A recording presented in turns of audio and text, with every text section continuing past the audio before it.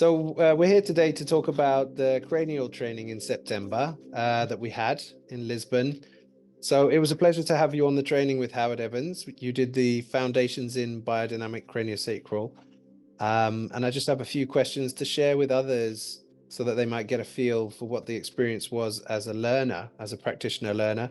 What were your impressions of the training and what did you take away? I know you said you've also got some notes there, so I'm just wondering what was, Well, my notes were like, because I was so, well, what I really wrote down just after was that I was like in awe with the magic of life.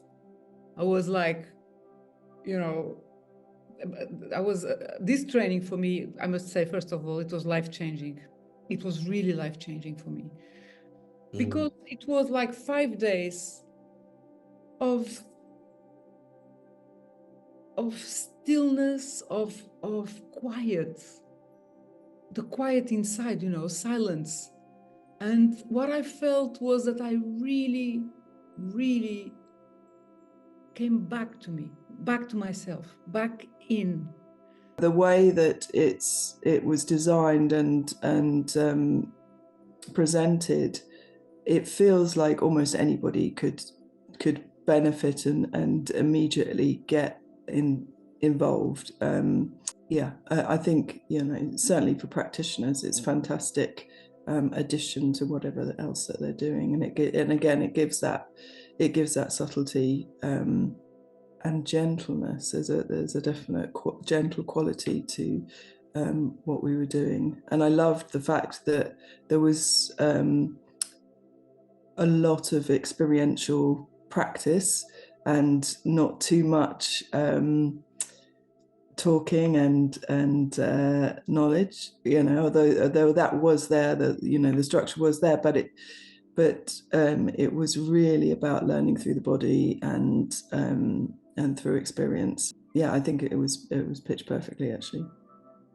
It was really, I'm even moved now, because it was I really had this perception of the sacred in the relationship with other, the difference here from other practices with the craniosacral thing was this very, for me, very subtle touch, but it's not the touch itself. It's very subtle, and with the full presence, you're there just listening. Well, my fingers are like, ooh.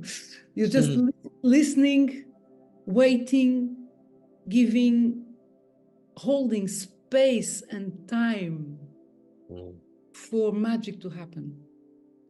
And for me, it was a very, very unbelievable experience. And how can this happen through me? You can see the other person really letting go, relaxing, or things happen. You can feel it. You don't feel only with your fingers, but it's like everything.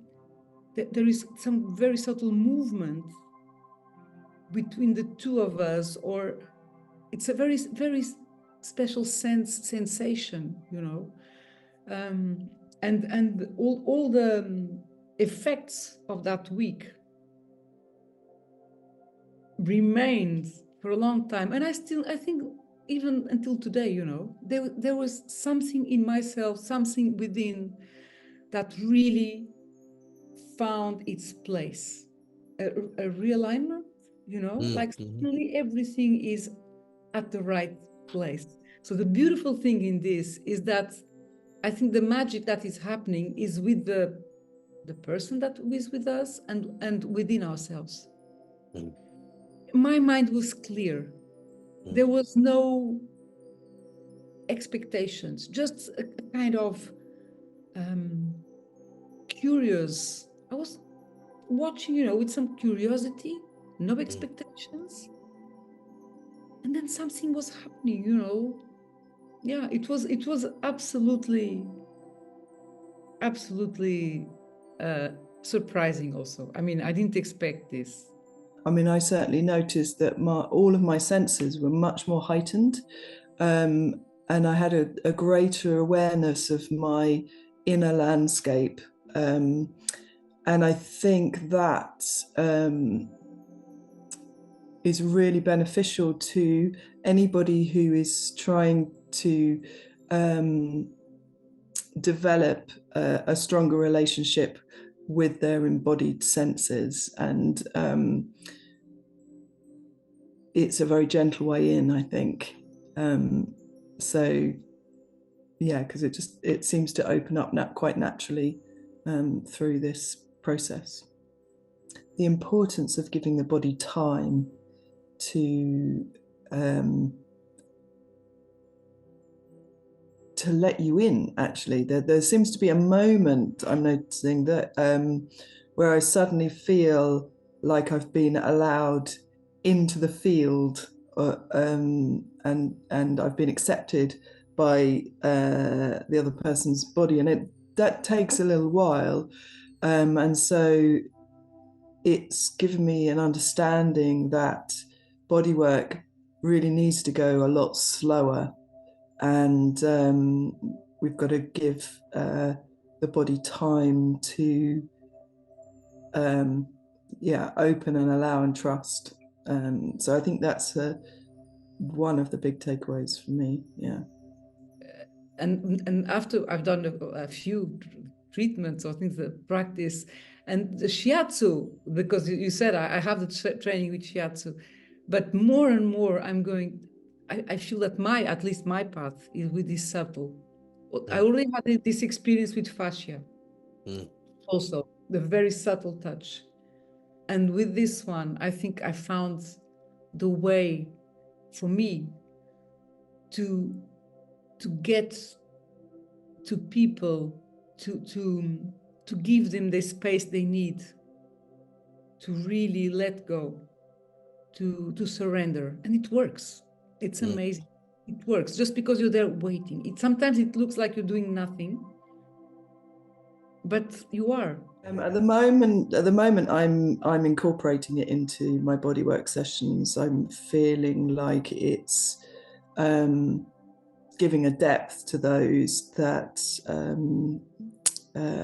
I was only previously touching on, and so I'm kind of understanding more that actually giving more space is allowing people to drop into a deeper level of relaxation and reorganization that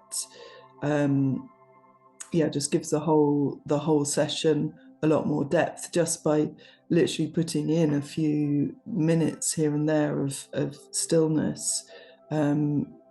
Seems to allow more integration of the other bodywork that I'm doing. So I'm feeling it's really valuable for that. This quality of listening underlies much of what we do as practitioners, and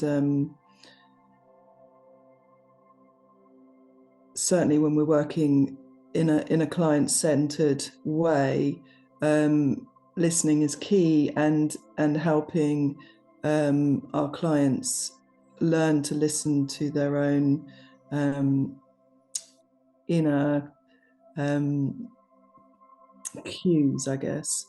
And that's going to help in every aspect of clinical practice, and helping people find discernment with things like consent and creating agreements and asking for what they want, and I guess that's what we're trying to do in many of these skills that we're learning, is listening and helping our clients to listen to what they need and want and how to ask for it. I think a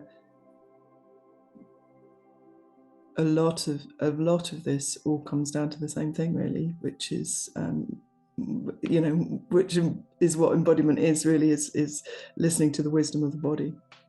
What I'm noticing is at the end of the session, they the clients now that I'm practicing in this way with are in a much deeper level of relaxation than I've previously been able to get clients into.